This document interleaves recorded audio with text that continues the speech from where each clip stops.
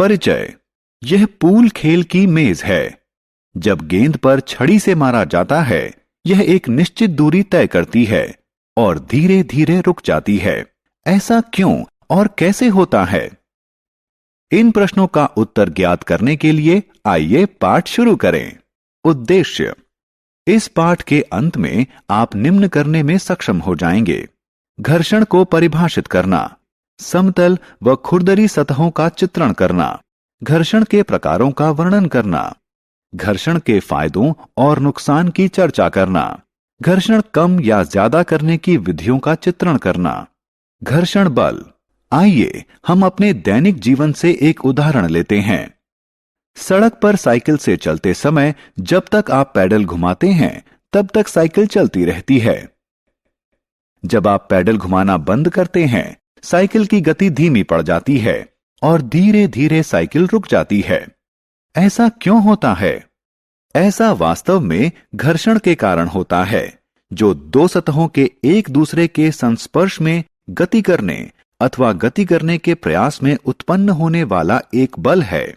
जब एक सतह दूसरी सतह के संस्पर्श में गति करती है अथवा गति करने का प्रयास करती है, तो घर्षण सदैव गति का अथवा गति करने के प्रयास का विरोध करता है। वह बल जो पिंड द्वारा किसी सतह पर गति करने के दौरान गति का विरोध करता है, घर्षण बल कहलाता है। घर्षण निर्धारित करने वाले कारक। घर्षण दोनों सतहों की बनावट पर निर्भर करता है। घर्षण दोनों सतहों को एक साथ अपकर्षित करने वाले संस्पर्श बल की मात्रा पर भी निर्भर करता है। इसका सरल उत्तर यह है कि सड़क पर गति करते समय साइकिल के टायर सड़क की सतह के विरुद्ध रगड़ रहे होते हैं। जब दो सतहें एक दूसरे से रगड़ती हैं, तो दोनों पर एक बल लगता है। यह बल गति के विपरीत दिशा में लगता है। इस तरह यह बल गति को धीमा कर देता है और अंततः वस्तु को रोक देता है। घर्षण पर बनावट का प्रभाव। चित्र में एक गेंद समतल सतह पर गतिमान है और एक दूसरी वैसी ही गेंद खुरदरी सतह पर गतिमान है। जैसा कि आपने यहां देखा कि दो अलग अलग सतहों पर दोनों गेंदों ने एक समय पर समान बल के साथ समान रूप से गति करना शुरू किया था, लेकिन जो गेंद समतल सतह पर गतिमान थी, उसने अधिक दूरी तय की और जो गेंद खुरदरी सतह पर गतिमान थी, वह कम दूरी तय कर पाई। इससे पता चलता है कि संस्पर्श करने वाली समान सतहों पर समतल सतह की तुलना में खुरदरी सतह अधिक बल लगाती है। इस उदाहरण से सिद्ध होता है कि घर्षण संस्पर्श करने वाली सतहों की बनावट पर निर्भर करता है। समतल और खुरदरी सतहें। कुछ सतहें समतल होती हैं और कुछ खुरदरी।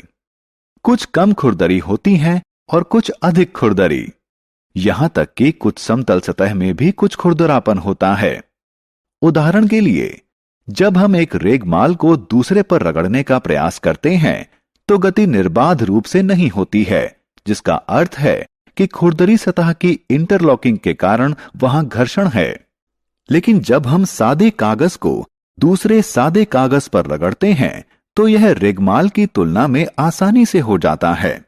अर्थात रेगमाल का खुरदरापन सादे कागज की तुलना में अधिक होता है। अतः हम कह सकते हैं कि घर्षण सतहों के खुरदरेपन के कारण उत्पन्न होता है। सतहों के खुरदरेपन पर निर्भर करते हुए घर्षण बल की मात्रा कम या ज्यादा होती है। सारांश। आइए हमने जो कुछ सीखा है उसे संक्षेप में दोहराएं। घर्षण वह बल है जो किसी पिंड द्वारा किसी सतह पर गति करने का विरोध करता है। घर्षण बल वह बल है जो किसी पिंड द्वारा दूसरे पिंड की सतह के संस्पर्श में की जाने वाली गति का विरोध करता है। घर्षण बल सतह की बनावट और संस्पर्श बल की मात्रा पर निर्भर करता है।